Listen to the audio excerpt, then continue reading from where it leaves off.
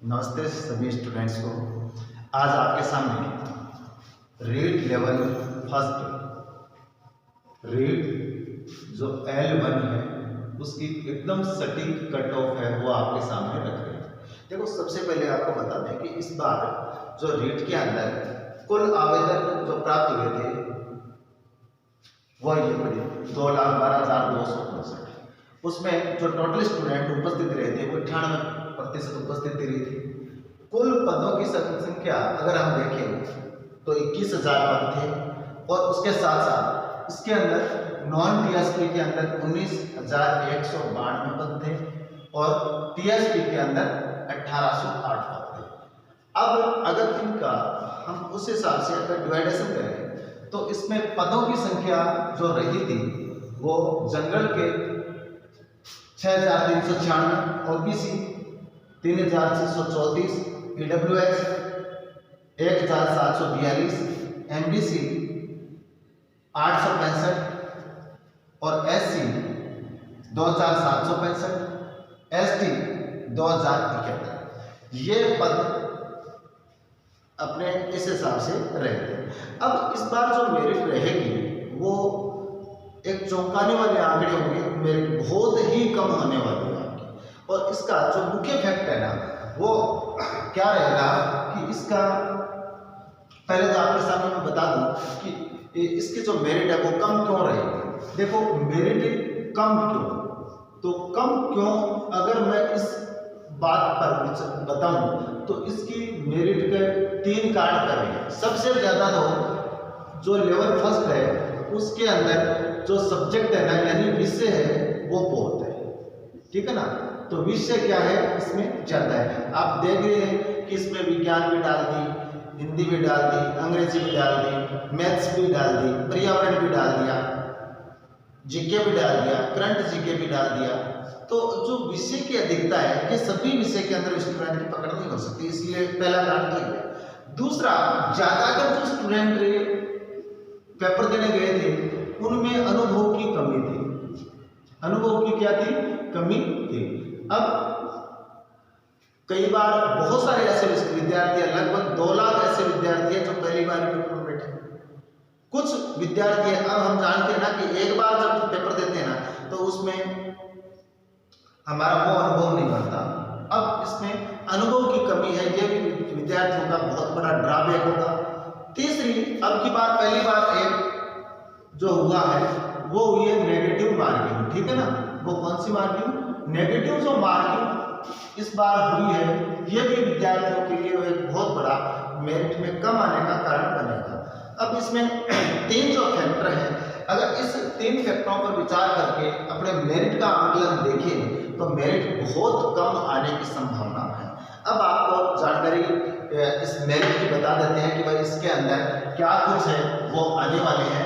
तो देखिए, आपके सामने इसकी मेरिट है वो रख देते हैं और आप देखेंगे कि सबसे पहले मैं बात करूंगा इसमें नॉन टीएसपी की, ठीक है।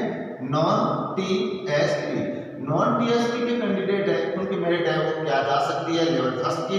तो इसमें जनरल की सबसे पहले हम बात करें कि भाई जनरल की है वो कितनी जा सकती है। 95 से 100 प्रश्न जिस भी स्टूडेंट के सही है उनका डेफिनेटली जनरल के अंदर सिलेक्शन है वो हो जाएगा। और ये देखो, बाकी तो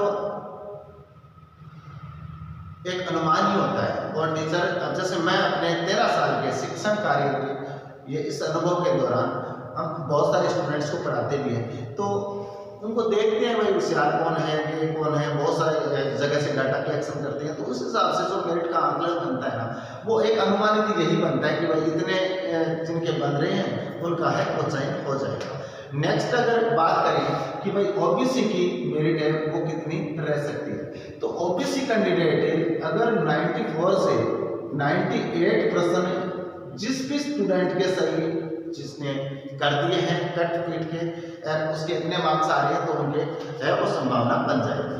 फिर ईडब्ल्यूएस की अगर बात करें, भाई ईडब्ल्यूएस है तो इसके अंदर 92 से 96% जिसके सही हो रहे हैं उसका भी काम है वो हो जाएगा।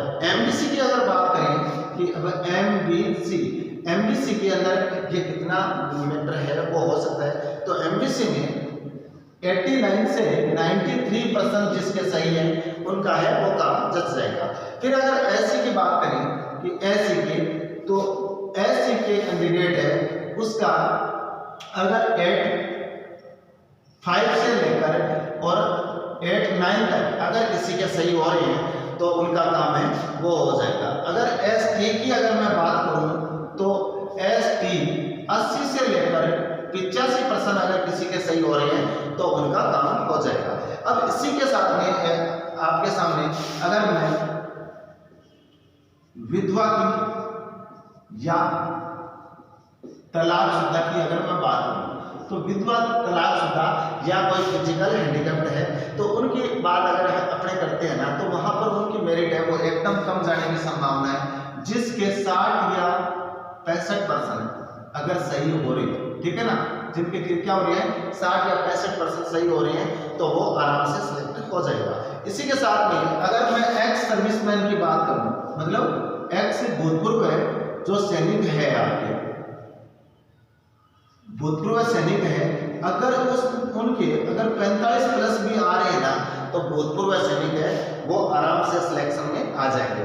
अब ये तो हुई आपकी नॉन टीएसपी की। अगर मैं टीएसपी की बात करूं तो टीएसपी की मेरिट पे आपके सामने अभी में हम रखने पड़ेंगे। देखो टीएसपी की मेरिट है, उसके अंदर मैं टीएसपी को ले लेता हूं, टीएसपी की कट ऑफ कितनी जा सकती है। देखो इसके अंदर जो जनरल है या ओबीसी है, सेम ही है जनरल और ओबीसी।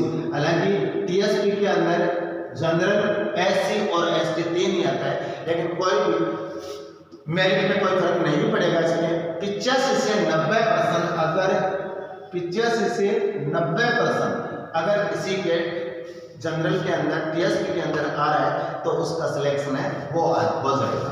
अगर एसटी की बात करता हूँ, सॉरी एससी की अगर मैं बात करूँ तो एससी की मेरिट बहुत कम रहने की संभावना है, 75 से 80% है। देखो यहाँ पर 75 से लेकर 80% है, अगर जिसके भी सही हो रहे हैं तो उनका काम हो जाएगा। और अगर मैं एसटी की बात करूँ तो एसटी की मेरिट तो आप जानते हो ना एकदम कम रहने की संभावना पूरी होती है इसकी। 70 से लेकर 80% जिसके हो रहे हैं उनका है वो काम है वो जच जाएगा। देखो ये जो मेरिट है अभी, सॉरी ये कट ऑफ जो आपके सामने बताई है, ये क्या बताई है, अनुमानित है। देखो बाद बाकी तो अनुमानित कट ऑफ है और सभी जगह जो एक्सपर्ट है वो सब जगह बता रहे हैं, तो ये अनुमानित कट ऑफ है। और अगर आपको ये मेरिट अच्छी लगी है तो आप इस चैनल पर, चूंकि देखो विद्यार्थी विशेष डिमांड के चलते ये मैंने 1 महीने पहले ही बनाया है चैनल, और अगर आप इस चैनल पर बने रहेंगे तो शायद आपको एक बहुत ही रहस्यात्मक या गुड जो ज्ञान है हमारे 13 साल के शिक्षण कार्य के, वो ज्ञान आपको इसी चैनल पर आपको मिलता रहेगा। और शायद इसको लाइक कर देना, शेयर कर देना अपने दोस्तों तक कि अगर आपके इतने अंक आ रहे हैं तो आप उनको बता देना। Thank you very much.